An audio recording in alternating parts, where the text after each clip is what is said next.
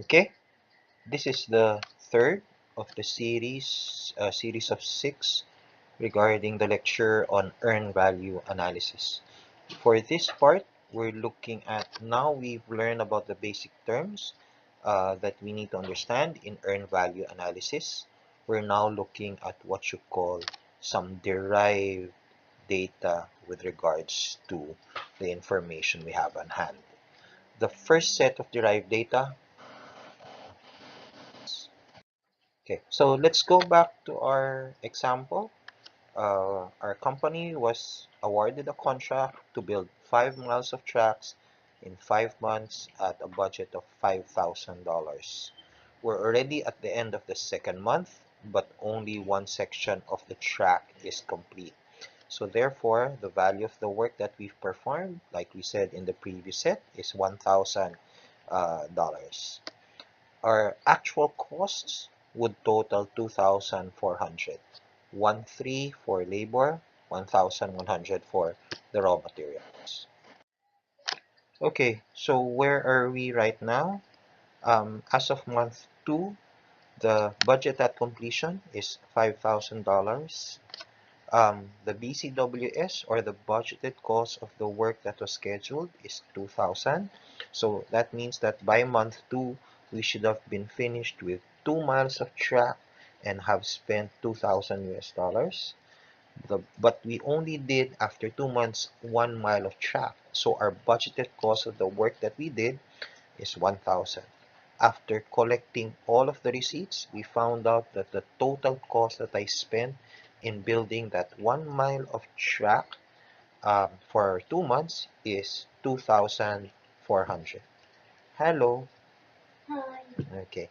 So what we see here is that right now it's easier to compare across in terms of time, in terms of schedule, in terms of progress, because they are all in dollarized view. Okay, so we're now comparing dollar to dollar rather than an apple to an orange. So what do we observe? Getting all of the data, doing a dollarized comparison, first thing we notice that the BCWP, the budgeted cost of the work that I did, is less than the budgeted cost of the work that I scheduled. Meaning, at the end of the day, we did less than what we planned. Second thing you should observe is that the ACWP is greater than the BCWP. What does this mean?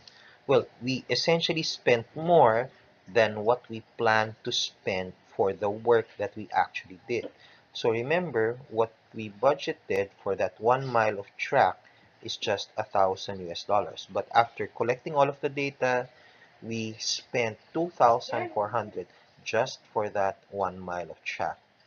What you're going to see here is that the moment you dollarize everything, it's easier to compare, and we can now clearly see that there are variances which exist.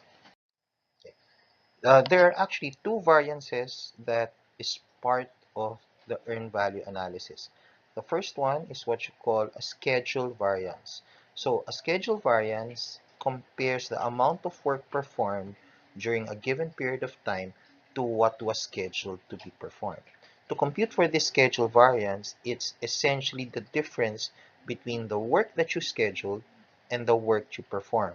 And since they are both in dollar amount, it's easy to compare them. So for our example, our schedule variance is going to be 1,000 minus 2,000. So the schedule variance is equal to negative 1,000. So a negative value in your schedule variance would indicate you're behind schedule. A positive value in your schedule variance would indicate that you are ahead of schedule. Now, um, what you really want is a schedule variance of 0. But there is a normal range or acceptable range of variance naman. And that is dependent on each and every project team or project manager, or even your client. Some of them might be willing to have a small variance. Okay, but what is not acceptable is something very low, around negative 20, or something very high, positive 20. Why? That clearly means that your estimates are totally off. The second type of variance is what you call a cost variance. And in a cost variance, what you're doing is you're comparing the budgeted cost of the work that you did. So how much did you budget for actually doing that work versus how much you actually spent. So to get a cost variance, it's the difference between the budgeted cost and the actual cost. Now, using the values that we got for our project, our cost variance is going to be negative 1,000. Again, it's going to be a negative value. We see it's a negative value. It indicates that it's over budget. If it's a positive value, it is under budget. Again, each company, each project team, or your client will be willing to have a certain range of variance, but do not have a very low negative variance or very high positive variance. It again means that you estimated the cost of your projects incorrectly, in the same way that you had a wrong estimate in your schedule. Okay, so this is a chart, essentially a summary of how to interpret the results of your variance. If the variance is 0 in your SV and your CV, it indicates you're on schedule, on budget. If it's less than 0, you have a poor performance on both.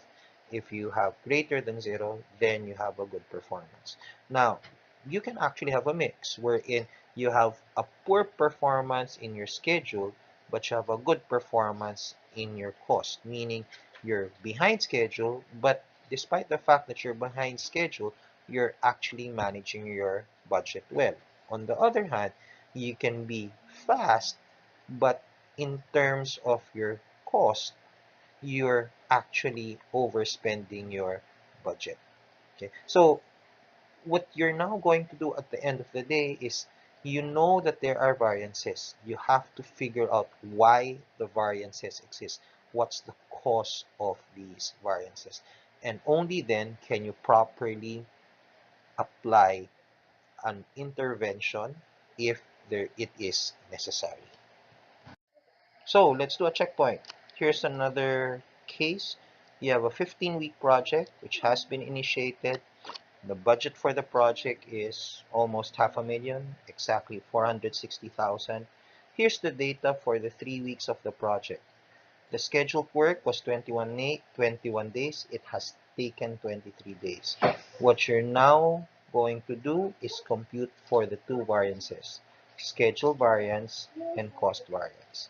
The values here indicate how much is your BCWS, BCWP, and ACWP per week. Okay, so right now, you're essentially going to do a computation for this one.